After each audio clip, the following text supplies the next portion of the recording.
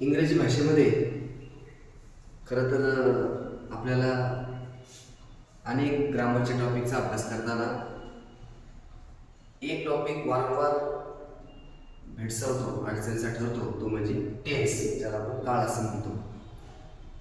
या टेन्समध्ये आपल्याला जर तो आयडेंटिफाय करता नाही आला, तो तयार करता नाही आला वाक्यरचना, किंवा तो आपल्याला स्वतःच्या वेगवेगळ्या रायटिंग स्किलमध्ये त्याचा वापर करता नाही आला, तर आपल्याला मार्क्स जातात, किंवा स्पेलिंग मिस्टेक जरी झाल्या तरी आपल्याला मार्क्स मिळत नाही.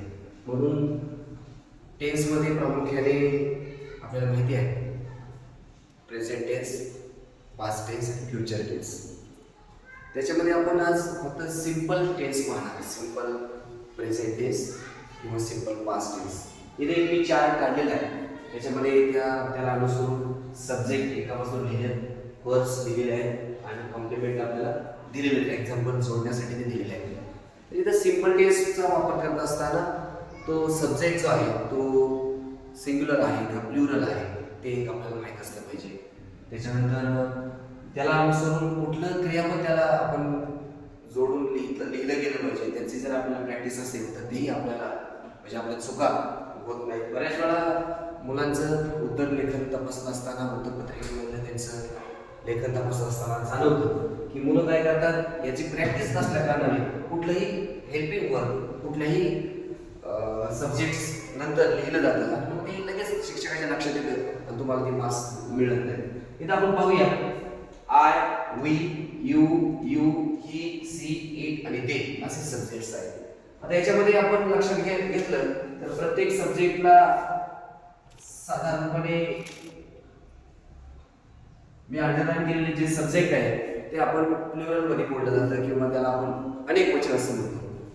आणि मग ते जर अनेक वचन असेल तर इकडं हेल्पिंग वर्क किंवा वर्क सुद्धा आपल्याला काय पाहिजे, अनेक वचनेच घ्यावं लागेल, तर ते आपल्याला वाक्य ग्रॅमॅटिकली बरोबर तयार होईल. फॉर एक्झाम्पल वी आर असं जर लिहिलं तर बरोबर आपण याच्यापैकी जे आपल्याला प्लुरल आहे ते स्टुडंट्स असा शब्द जोडला की वाक्य तयार होईल वी आर स्टुडंट्स.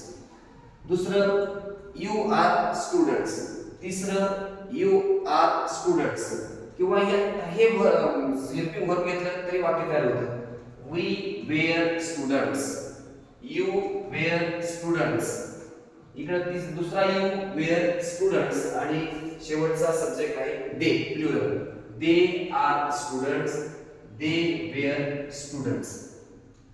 अशा पद्धतीने ही वाक्यरचना आपण ज्यावेळेस प्रॅक्टिस करू त्यावेळेस मात्र आपल्या चुका फक्त याच्यामध्ये आय जर सोडला ते तीनही जे सब्जेक्ट आहेत याला आपण इज हे सहाय्यकारी क्रियापद घ्यायला पाहिजे, कारण ते तृतीय पुरुषी एकवचनी करते आहे, थर्ड पर्सन सिंग्युलर प्रोनाउन आहे. त्यामुळं ही इज, सी इज आणि इट इज पुढे तुम्ही काहीही जोडलं तरी चालू शकतं, फक्त प्लुरल हे नको आहे, बाकीचा कुठलाही शब्द तुम्ही ऍड करू शकता.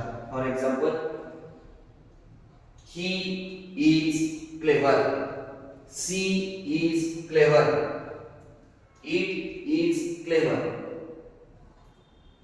राहिला फक्त आता या ठिकाणी आय, याला मात्र सॉरी हे पण घेऊ शकतो आपण, वॉज पण घेऊ शकतो याला. जसं आता मी म्हटलं की he is, he was, she was आणि इट वॉज.